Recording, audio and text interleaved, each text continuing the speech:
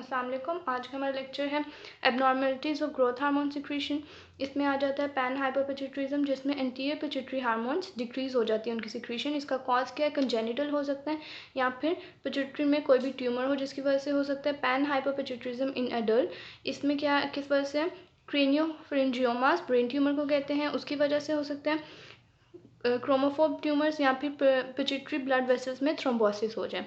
अब इसका इफेक्ट क्या है? हाइपोथायरॉयडिज्म, थायराइड हार्मोन जो है वो कम रिलीज होंगे, क्योंकि इधर हमने पढ़ा है कि एंटीरियर पिट्यूटरी के हार्मोन्स की सिक्रीशन कम होगी, तो thyroid hormone is from anterior pituitary. उसके अलावा decrease production of glucocorticoids by adrenal gland, क्योंकि ग्लूकोकॉर्टिकॉइड्स प्रोड्यूस कौन करता है एड्रीनल ग्लैंड से? एडीएच। तो ADH is included in anterior pituitary hormones, तो वो भी उसकी सिक्रीशन कम होगी, तो ग्लूकोकॉर्टिकॉइड्स की भी इन टर्न कम होगी। Decrease secretion of gonadotropic hormones, ठीक है, एंटीरियर पिट्यूटरी का हार्मोन्स है, तो इसकी डिक्रीज सिक्रीशन होगी तो सेक्शुअल फंक्शंस लॉस्ट हो जाएंगे। अब इसकी अपीयरेंस कैसे होगी? ऐसे पेशेंट की लेथार्जिक पर्सन होगा, थका थका होगा, gaining weight, lost sexual functions lost होंगे due to less secretion of gonadotropic hormones. आगे most important acromegaly and gigantism में डिफरेंस, ठीक है। अब नेचर क्या है इसमें? एग्रोमेगले में क्या होता है? Excess of growth hormones adult में रिलीज होते हैं उस वक्त जब एपिफाइसिस क्लोज होता है, ठीक है। इधर भी एक्सेस ग्रोथ हार्मोन प्रोड्यूस होते हैं, लेकिन एपिफाइसिस क्लोज नहीं होता, इट इज़ अनयूनाइटेड, ठीक है। इसमें बस एपिफाइसिस का डिफरेंस है। मेजर एक्शन क्या है इसमें? Increase size of short and flat bones, ठीक है। जो शॉर्ट और फ्लैट बोन्स है उनका साइज इंक्रीज होता है, स्पेशली लोअर एक्सट्रीमिटीज।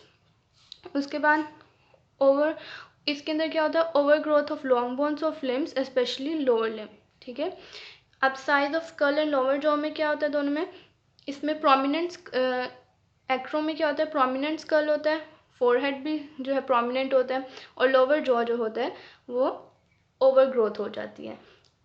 सामने से स्कल और फोरहेड प्रोमिनेंट और लोअर जॉ की over growth.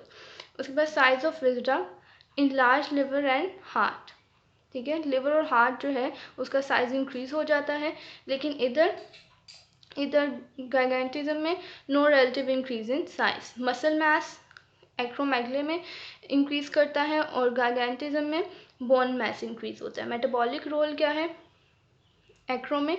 Promotion of proteogenesis, hyperglycaemia. इधर क्या आ जाता है? Promotion of GIT absorption, GIT में एब्जॉर्प्शन इंक्रीज करता है कैल्शियम की, प्रोटियोजेनेसिस, लिपोलाइसिस और हाइपरग्लाइसीमिया, ठीक है। ये हो गया इन दोनों का डिफरेंस। और पैन हाइपोपिट्यूटरिज्म, ठीक है। एक और आ जाता है ड्वार्फिज्म, ठीक है। ड्वार्फिज्म में क्या होता है कि इसके अंदर ग्रोथ हार्मोन जो है उसकी डिक्रीज सिक्रीशन होती है।